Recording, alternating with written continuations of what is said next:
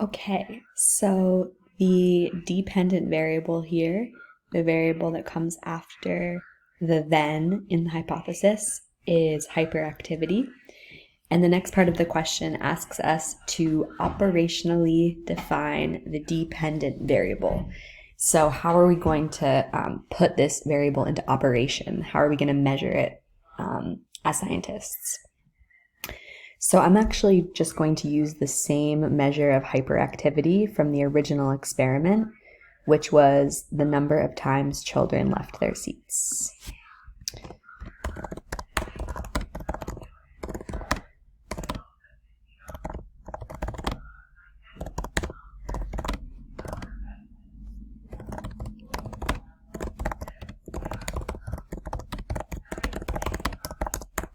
So that's a concrete, specific, measurable way to measure the dependent variable. How many times children left their seats. Next is to describe how random assignment can be achieved.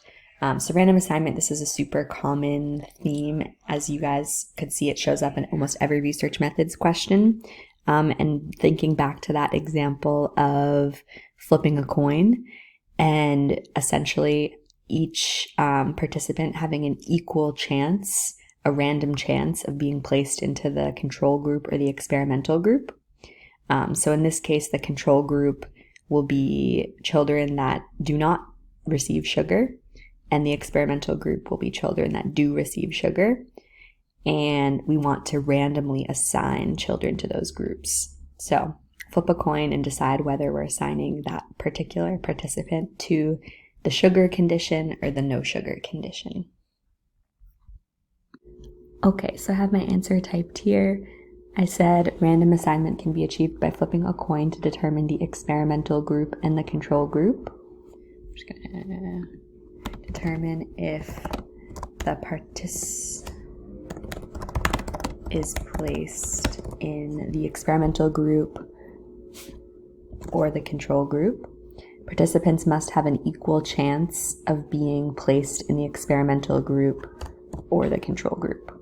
So the key thing here with random assignment is to describe some sort of method of assigning the groups for the experiment where participants have an equal chance or an equal probability of being placed in the experimental group or the control group.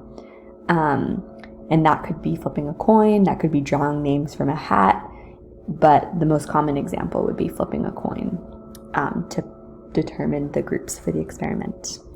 You don't have to worry about part C because we are not going to be drawing a bar graph on AP Classroom. So that is all for this question. Questions 2 and 3 are similar. So go ahead and once you have watched this video, you can move on to questions 2 and 3 and try applying these same concepts in the different experimental situations. Good luck. Let me know if you have questions.